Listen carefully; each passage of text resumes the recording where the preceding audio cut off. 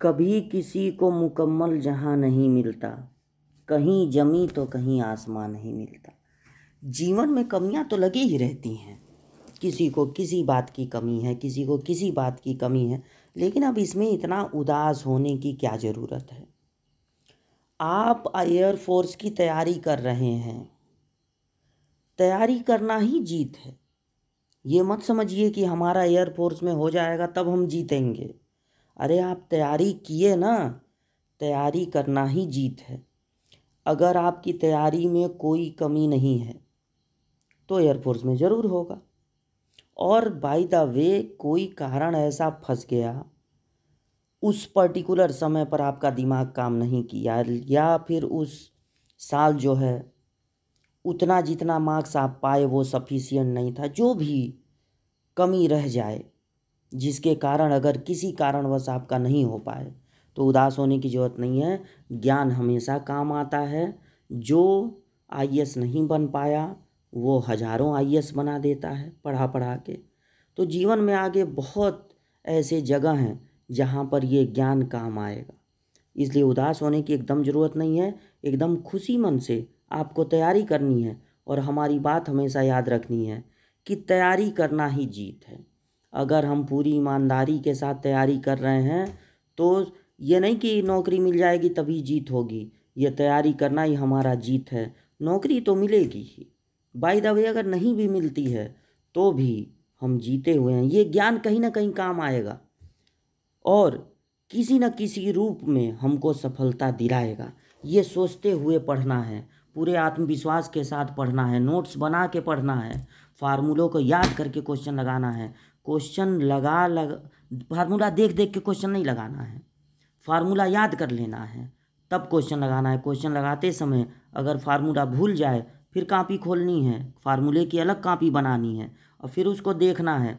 लेकिन उसको देख के क्वेश्चन नहीं लगाना है, उसको याद कर लेना है, फिर कॉपी बंद करना है, फिर यहाँ आना है, क्वेश्चन लगाना है।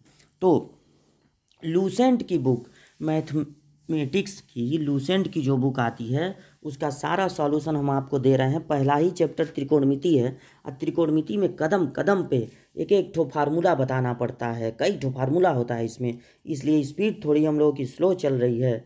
लेकिन मेन मतलब ये है कि तैयारी हो ही नहीं कि हम एक चैप्टर ख़त्म कर दिया आपको कुछ लगाने ही नहीं आ रहा है। इसलिए अब हम लोग 46वें क्वेश्चन पे पहुँचे हैं और 46वां क्वेश्चन लगाया जाएगा। 46वें क्वेश्चन में क्या है कि साइन का मान, ये जो है साइन का मान दिया हुआ है 3/5 और हम लोगों को पता लगाना है कि cos 2 थीटा का मान कितना होगा। तो जाइए अपने दिमाग में, दिमाग के जिस कमरे में आप फार्मूला स्टोर करके रखे हुए हैं वहाँ से आप देखिए कि क्या cos 2 थीटा का कोई ऐसा फार्मूला है जिसमें साइन होता हो। तो आपको पता चलेगा कि हाँ, cos 2 थीटा का एक फार्मूला होता है 1 - 2 साइन स्क्वायर थीटा, जिसको ए के रूप में पिछले वीडियो में लिखवाया गया था और कहा गया था याद कर लीजिएगा। जब पूरा बात मानेंगे तब न पूरा जो है हमारे पढ़ाने का बेनिफिट मिलेगा। तो cos 2a का है, देखिए यहाँ ए लिख दिए, इसको मिटा थीटा करते हैं। ये सब गलतियाँ हम करते रहते हैं तो थोड़ा सा बर्दाश्त कीजिएगा। cos 2 theta 1 - 2 sine square theta, ये फार्मूला आपको लिखवाए थे। अब बस यहीं पे क्या करना है, यहाँ 2 रखना है और साइन थीटा की जगह रख देना है 3/5 और इस 3/5 का हो जाएगा वर्ग। तो ये हो जाएगा 1 - 2 और ये देखिए ये है 3 का स्क्वायर यानी 9 और ये 5 का स्क्वायर यानी 25। तो अब देखिए क्या होगा, अब 25 हो जाएगा एलसीएम और 25 एकम 25, 25 में से घटेगा 9 दूनी 18, तो 25 में से 18 घटेगा तो आएगा 7, यानी 7/25 आंसर हो जाएगा। 7/25 पे टिक लगा दीजिएगा। अब अगला क्वेश्चन है, कॉस थीटा का मान अगर है 4/5 तो tan 2 थीटा का मान कितना होगा। तो पहले इसको करते हैं डिलीट। अब सोचिए, दिमाग दौड़ाइए कि कॉस थीटा की मदद से आप tan 2 थीटा का मान कैसे निकालेंगे। सबसे पहले आप क्या करेंगे, कई तरीके हैं लेकिन एक तरीका बता रहे हैं। कॉस जो होता है वो होता है आधार बटे कण। तो ये ऊपर क्या होगा, ऊपर होगा आधार और नीचे होगा कण। अब आपको क्या पता लगाना है, लंब। तो इसको आप कैसे पता लगाएंगे, पाइथागोरस प्रमेय से। तो देखिए, पाइथागोरस प्रमेय जब लगाइएगा, मान लीजिए आपको लंब पता लगाना है या आधार पता लगाना है या कण पता लगाना है, तो सबसे पहले आप क्या करेंगे, रूट लगा देंगे। अब देखिए, लंब पता लगाना है तो कण सबसे बड़ी भुजा होती है, तो कण का वर्ग करके उसमें जोड़ना नहीं है क्योंकि कण सबसे बड़ी भुजा होती है, अब उसमें कुछ जुड़ेगा नहीं, घटेगा। आधार के वर्ग को घटा देना है। तो 25 में से 16 घटेगा 9, 9 का वर्गमूल हो जाएगा 3। अब इसकी मदद से आप क्या करेंगे, इसकी मदद से आप tan थीटा निकाल लेंगे। मतलब tan 2 थीटा निकालने से पहले आपको क्या निकालना है, tan थीटा। तो tan होता है लंब बटे आधार, तो आधार का मान हो जाएगा 4। इस तरह से tan का मान मिला 3/4। अब tan 2 थीटा का फार्मूला हम आपको लिखवा चुके हैं ए के रूप में, tan 2a के रूप में। वो हम लिखवाए थे 2 tan a, यानी यहाँ पर क्या हो जाएगा, थीटा कोण का आधा, कोण का आधा हो जाता है भाई 1 माइनस tan स्क्वायर कोण का आधा। तो अब क्या करना है आपको, जहाँ जहाँ tan थीटा दिख रहा है वहाँ वहाँ रख देना है 3/4। अब 3/4 का वर्ग भी कर दीजिए तो 9/16। अब क्या होगा, ऊपर 2 से 4 कट जाएगा तो बचेगा 3/2 और नीचे क्या बचेगा, 16 में से 9 घटेगा 7/16। अब इस भाग को जब गुणे में बदलेंगे तो 7/16 जो हुआ है ना, वो 16/7 हो जाएगा। तो इस तरह से 2 8 16। अब 8 तिरिक 24, 24/7, 24/7 विकल्प में होना चाहिए। 24/7 पे टिक लगा देना है, यही सही आंसर है। इसके बाद हम लोगों को लगाना है क्वेश्चन नंबर 48। तो 48वें में क्या है, tan थीटा दिया हुआ है और cos 2 थीटा निकालना है। तो अब आप सीखिए कैसे निकलेगा। अब देखिए, अगर मेरे पास tan रहेगा तो हम सबसे पहले क्या करेंगे, tan थीटा को लेंगे। tan थीटा जो दिया है 5/12, तो 5 क्या है, tan होता है लंब बटे आधार। तो अब इसकी मदद से हमको क्या निकालना है, कण। और कण होती है समकोण त्रिभुज की सबसे बड़ी भुजा, सबसे बड़ी भुजा। तो क्या करना है, इन दोनों का वर्ग करके, यानी 144 + 25 जोड़ देना है। कण निकालने के लिए जोड़ देना है, प्लस कर देना है, मतलब 169 आ गया। और 169 का वर्गमूल आप याद रखते होंगे 13। अब इसकी मदद से हम क्या करेंगे, पहले cos थीटा निकाल लेंगे। cos 2 थीटा निकालने से पहले क्या निकाल लेंगे, cos थीटा। तो cos होता है आधार यानी 12 बटे कण यानी कि 13।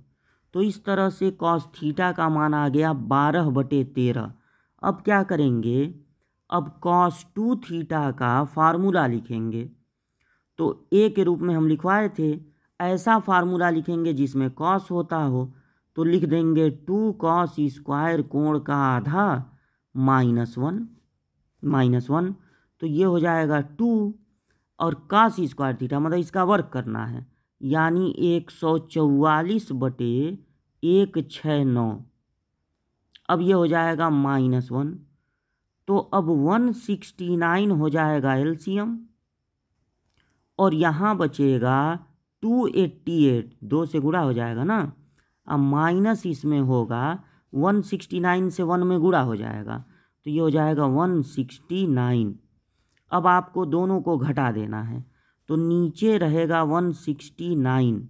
18 में से 9 गया, 9 बचा, और 7 में से 6 गया, 1 बचा, और यहाँ 2 में से 1 गया तो 1 बचा। तो 119/169 देख लिया जाए। 119/169 ये जो विकल्प दिया है वही सही है। ये था आपका 48वां क्वेश्चन। हाफ सेंचुरी लगने वाली है। पहुंच गए हैं हम लोग 49वां क्वेश्चन पे। और 49वें क्वेश्चन में आप देखिए क्या दिया है। 49वें क्वेश्चन में है कि अगर tan का मान है 3/4, tan का मान है अगर 3/4, तो उसकी मदद से कैसे निकालेंगे sin 2θ। tan की मदद से sin 2θ अगर निकालना है तो डायरेक्ट फार्मूला है भाई, डायरेक्ट फार्मूला है। sin 2θ का फार्मूला हम आपको लिखवाए थे, 2 tan कोण का आधा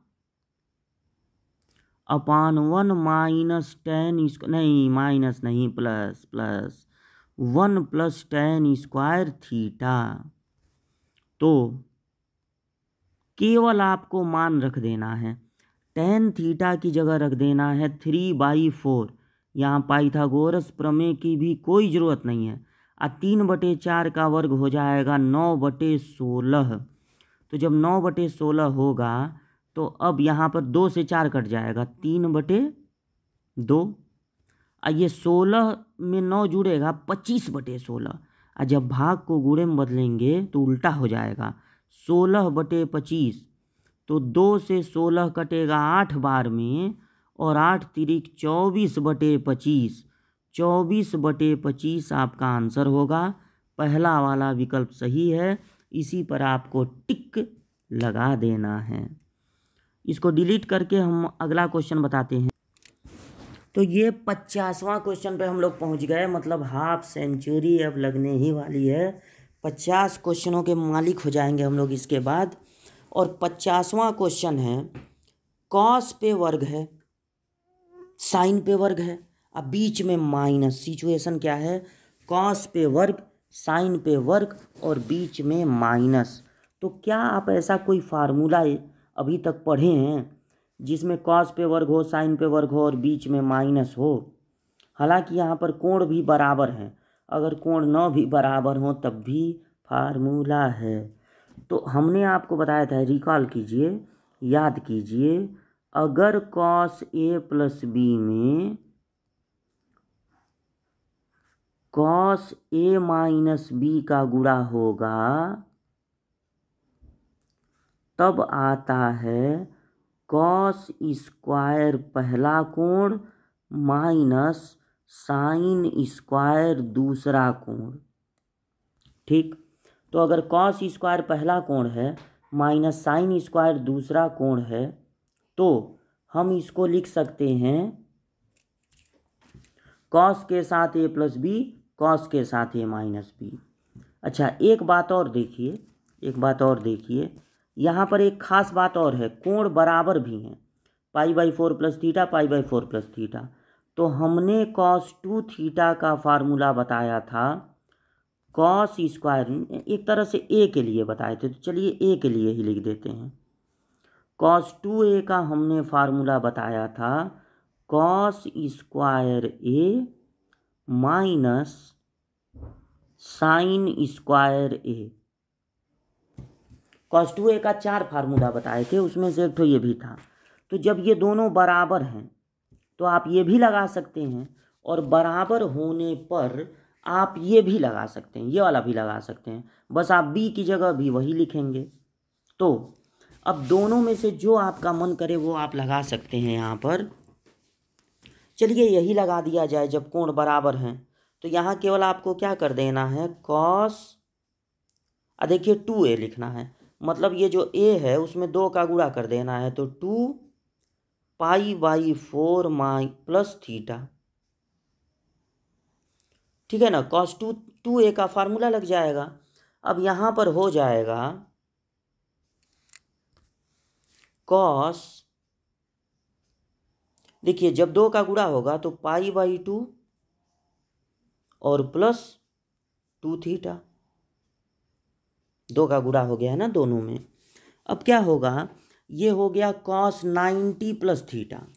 अब आपको थोड़ा सा चतुर्थांश के बारे में सोचना होगा। 90 से ज़्यादा मतलब कौन सा चतुर्थांश? दूसरा। 90 से ज़्यादा मतलब दूसरा चतुर्थांश, और दूसरे चतुर्थांश में कॉस होता है निगेटिव। 90 के लिए कॉस बदल जाता है साइन में, तो ये हो जाएगा साइन 2 थीटा। 90 के लिए कॉस किस में बदल जाता है? साइन में, तो ये हो जाएगा साइन 2 थीटा। तो माइनस साइन 2 थीटा पे आपको टिक लगाना है। माइनस साइन 2 थीटा जहाँ मिलेगा उसी पर टिक लगाना है। तो यहाँ पर माइनस साइन 2 थीटा कहीं दिख नहीं रहा है, तो इनमें से कोई नहीं वाले विकल्प पे आप टिक लगा देंगे। ये था क्वेश्चन नंबर 50वां। पहला विकल्प है 0, फिर है साइन 2 थीटा, तो ये सब होगा नहीं, और आ रहा है आंसर हम लोगों का minus sine 2 theta. Minus sine 2 theta है नहीं, तो इनमें से कोई नहीं वाले विकल्प पे आपको लगा देना है टिक। ये देखिए आपको आंसर भी दिखा देते हैं। जैसे हम लोग 50वां क्वेश्चन लगाए थे, तो 50वें क्वेश्चन का आप आंसर देख लीजिए, डी है। तो डी पर हम लोगों को टिक लगा देना है। 50वें का आंसर डी है। हम कहते नहीं, हम चेक कर लें कहीं कोई गलती तो नहीं हो गया है। तो आप लोगों को भी दिखा दिए। देखिए 50वें का डी वाला विकल्प सही है। अभी तक कोई डी मिला नहीं था, इसलिए थोड़ा लग रहा था कि कहीं गलती ना हो गया हो। Question number 51। देखिए क्वेश्चन नंबर 51 में क्या है, साइन स्क्वायर थीटा, फिर साइन स्क्वायर 60 प्लस थीटा एक जगह है, और साइन स्क्वायर 60 माइनस थीटा दूसरे जगह है। अब ये साइन पर वर्ग है, और यहाँ पर कोई माइनस वाइनस का चिन्ह नहीं है, माइनस का चिन्ह नहीं है, तो इसको लगाने में बहुत समय लगेगा। ऐसे क्वेश्चन में आपको क्या करना चाहिए, थीटा का कोई मान रख दीजिए। जैसे मान लीजिए आप थीटा की जगह 0 रख देते हैं, तो साइन 0 का मान 0 होगा, और यहाँ पर 0 हो जाएगा, तो पहला मान तो 0 हो गया। फिर यहाँ 0 करेंगे तो साइन स्क्वायर 60 बचेगा। साइन 60 का मान होता है कर्णी 3/2, तो ये हो जाएगा कर्णी में 3/4, 4 4 4 4। जब वर्ग होगा तो 3/4 हो जाएगा, और यहाँ पर भी हो जाएगा।